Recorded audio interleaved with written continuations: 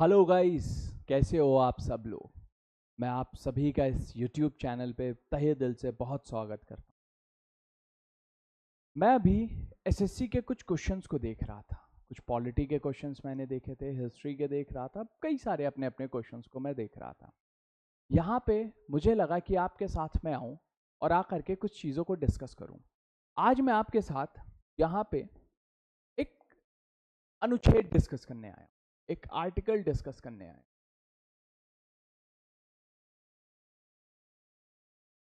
अनुच्छेद के बारे में बात करेंगे जो कि 19 है।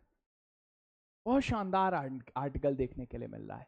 यह आर्टिकल मैंने क्यों उठाया, क्योंकि इसी अनुच्छेद के अंदर हमें 6 डिफरेंट तरीके की फ्रीडम्स देखने के लिए मिल जाती है। We have the 6 different type of freedom in this article. और कभी कभी एग्जामिनर हमें इसको मैच द फॉलोइंग करने में दे देता है। ये क्वेश्चन मैंने बहुत कॉमन देखा है आपके एसएससी एग्जाम में। क्लियर, चाहे वो कोई भी एग्जाम हो, जो भी एसएससी कंडक्ट करवा रही हो, कोई भी हो। क्लियर, वनडे जो एग्जाम्स आपके देखने के लिए मिलते हैं, उस वनडे एग्जाम में इस अनुच्छेद से प्रश्न जरूर आया। तो इसी के बारे में बात करेंगे। कुछ ज्यादा लिखेंगे नहीं, चीजों को सुनेंगे। थ्योरेटिकली है, सुनते हैं, मजे से इस चीज को समझने की कोशिश करते हैं। सबसे पहले ये जो अनुच्छेद है, यह अनुच्छेद हम भारत के नागरिकों को ही प्राप्त है। किसी विदेशी नागरिक को यह अनुच्छेद देखने के लिए नहीं मिलता। Article number 19 is only available to the Indian citizen. ये सिर्फ और सिर्फ किसको दिया गया है? हम भारत के नागरिकों को ही मिला।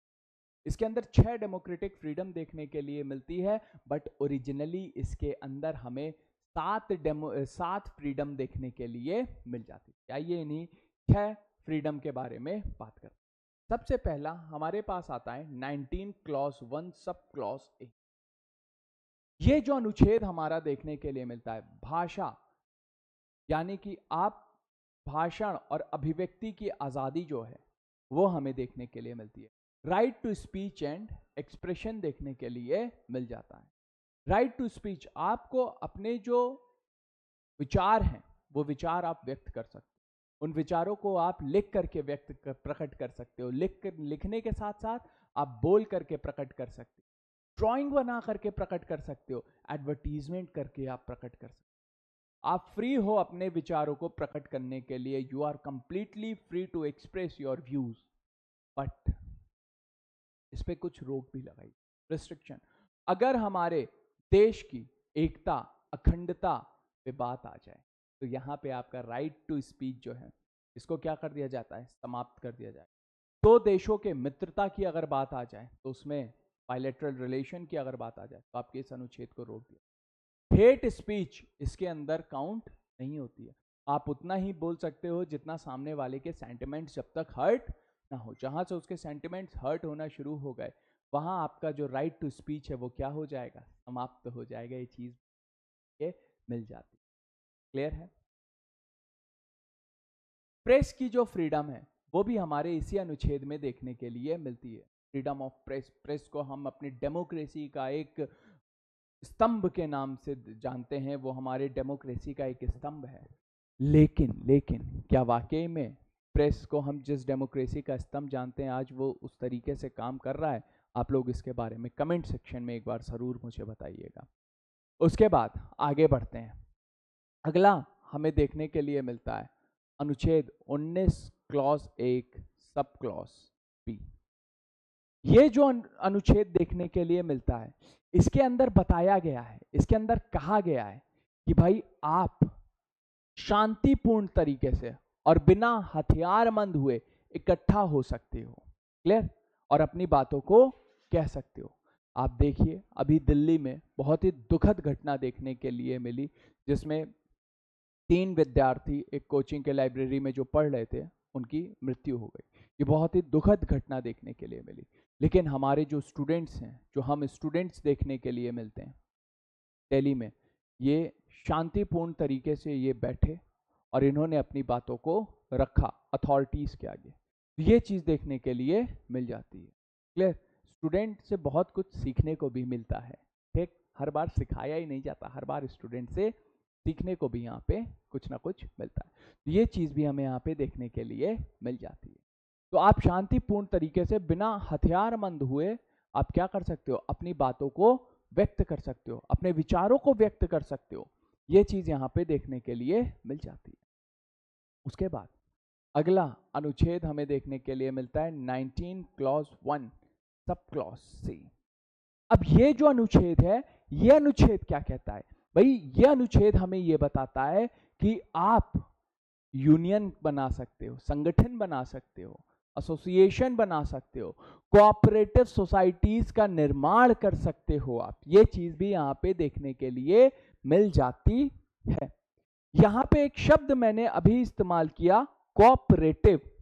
कोऑपरेटिव सोसाइटी जो शब्द मैंने यहाँ पे इस्तेमाल किया है, ये 97th अमेंडमेंट एक्ट 2011 के द्वारा हमारे संविधान में जोड़ा गया था।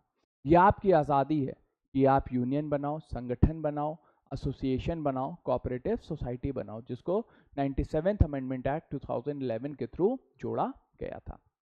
लेकिन लेकिन लेकिन यहाँ पे हमारी जो पैरामिलिट्री फोर्स है, हमारी जो पुलिस फोर्स है, हमारी जो इंटेलिजेंस एजेंसीज हैं, हमारे जो पर्सन आर्मी और नेवी एयरफोर्स के जो पर्सनल देखने के लिए मिलते हैं, इनके लिए ये आज़ादी नहीं है। आप यहाँ पे यूनियन नहीं बना सकते। ट्रेड यूनियन को बैन किया गया है इसके अंदर।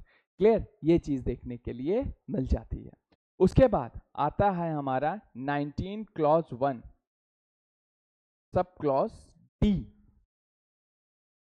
ये आपको पूरे भारतवर्ष में, पूरी इंडिया की टेरिटरी में भ्रमण करने की आजादी देता है। कहीं पे भी बैग उठाओ, मस्ती से घूमते हुए चलते चले जाओ, है ना। लेकिन अगर हमारी संसद ने कहीं पे रेस्ट्रिक्शंस लगा रखे हैं तो वहां पे नहीं जाना है। क्लियर? कहीं कहीं जाने के लिए आपको परमिट्स वगैरह लेने पड़ जाते हैं। ये चीज भी हमारे इसी संविधान में देखने, इसी अनुच्छेद में देखने के लिए मिल जाता है। इसके बाद जो अगली चीज देखने के लिए मिलती वो क्या है? अनुच्छेद 19 क्लॉज 1 और ई। ये जो अनुच्छेद है, अभी आप पूरे भारतवर्ष में क्या किए? भ्रमण किए। अब आप क्या कर सकते हो? अब आप भारत के किसी भी भूभाग में जाकर के सेटल हो सकते हो। लेकिन यहाँ पे भी क्या है? रोक लगाई गई है। वो रोक किस तरीके से है कि आप उस जगह पे सेटल नहीं हो सकते जहां पे हमारी सरकार ने रोका हुआ है। जैसे कि अभी अनुच्छेद 370 देखने के लिए मिलता था, जो कि वहां पे किसी अन्य राज्य के जो नागरिक थे, नागरिक मैंने कह दिया, किसी अन्य राज्य के जो लोग हुआ करते थे, वो अन्य राज्य के लोग उस राज्य में जाकर के नहीं बस सकते थे। लेकिन अब ऐसा नहीं है। अब हरियाणा, पंजाब, दिल्ली, केरला, तमिलनाडु, है ना, मणिपुर, असम, अरुणाचल प्रदेश, यहाँ के भी लोग जाकर के वहाँ पे बच सकते हैं। इसी तरीके से हमारे नॉर्थ ईस्ट, उत्तरी पूर्व जो राज्य देखने के लिए मिलते हैं, वहाँ पे कुछ राज्यों में रिस्ट्रिक्शंस लगाई गई हैं कि आपको अगर जाना है तो आपको परमिट लेनी पड़ेगी। क्लियर? बसना है तो परमिशन लेनी पड़ेगी। उसके बाद सेटल होने के साथ साथ 19 क्लॉज 1 सब क्लॉज जी। अब आप बोलोगे सर एफ कहाँ गया? अभी आते हैं एफ पे। जी क्या कहता है? यह अनुच्छेद ये कहता है कि आप अगर कहीं पे घूम रहे हो, यहाँ पे हमें क्या किया गया? घुमा दिया गया, यहाँ पे हमें बसा दिया गया। अब ये कह रहा है कि अगर आप बस भी गए हो ना, तो भाई जीवन यापन के लिए कुछ तो करोगे। तो आप व्यापार कर सकते हो, बिजनेस कर सकते हो, ट्रेड कर सकते हो, कुछ भी कर सकते हो, आपकी आज़ादी है वो। लेकिन व्यापार यहाँ पे सही ढंग का होना चाहिए। अब आप कहो हम हथियार बनाने की फैक्ट्री डालें, नहीं, उसके लिए आपको परमिशन लेनी पड़ेगी। कोई भी व्यापार है, आप बोलो सर मैं मेडिकल स्टोर खोल रहा हूँ, उसके लिए सरकार जो है टेक्निकल नॉलेज रख सकती है, डिग्री आपके लिए लागू कर सकती है कि आपको अगर ये काम करना है तो उसके लिए टेक्निकल डिग्री आपके पास होनी चाहिए। सरकार यहाँ पे कर सकती है। क्यों? अगर आप मेडिकल स्टोर खोलोगे तो आपको दवाइयों की बेसिक जो नॉलेज है वो होनी चाहिए। ऐसा नहीं कि कुछ भी कर दिया काम। यहाँ पे टेक्निकल नॉलेज जो हमारा राज्य है, वो राज्य यहाँ पे लगा सकता है, डिग्री की मांग कर सकता है हमारा राज्य। क्लियर? उसके बाद अनुच्छेद 19 क्लॉज 1 सब क्लॉज एफ, इसको हटा दिया गया है हमारे संविधान से इसको क्या किया कर दिया गया है, इस चीज को हटा दिया गया है। यह हमारा संपत्ति का अधिकार देखने के लिए मिलता था। अब सरकार को बहुत ज्यादा निर्माण करना है, मतलब उस टाइम पे निर्माण करना था, रोड्स का डेवलपमेंट करना था, रोड्स के साथ साथ यहाँ पे लोगों को एक्यूमेडेशन यहाँ पे प्रोवाइड करवाना था। क्लियर? तो इस वजह से यहाँ पे इस अनुच्छेद को हटा दिया गया है। ये जो अनुच्छेद है, इस अनुच्छेद को 44वें संविधान संशोधन द्वारा 44th अमेंडमेंट एक्ट 1978 के द्वारा क्या कर दिया गया, हटा दिया गया। अब ये हमारा क्या है, एक लीगल राइट है। और कौन से अनुच्छेद में इसको रखा गया है, इसको रखा गया है 300A में। और ये कौन से भाग में आता है, भाग 12 में देखने के लिए मिल जाता है, पार्ट 12 में देखने के लिए मिलता है। तो ये थी एक छोटा सा हमारा वीडियो अनुच्छेद 19 के ऊपर। उम्मीद करता हूँ आप लोगों को मजा जरूर आया होगा। अगर मजा आया है तो do like this video, comment down below and let me know, and please subscribe this channel. तो इसी वीडियो को अगर मैं ऐसे ही छोटे छोटे अनुच्छेद खेल खेल में आपके साथ डिस्कस कर लूँ तो प्लीज़ मुझे इस कमेंट सेक्शन में ज़रूर बताइएगा। तो चलिए आज की वीडियो को यहीं तक रखते हैं। This is all for today. Thanks a lot and Jai Hind. Thank you so much guys.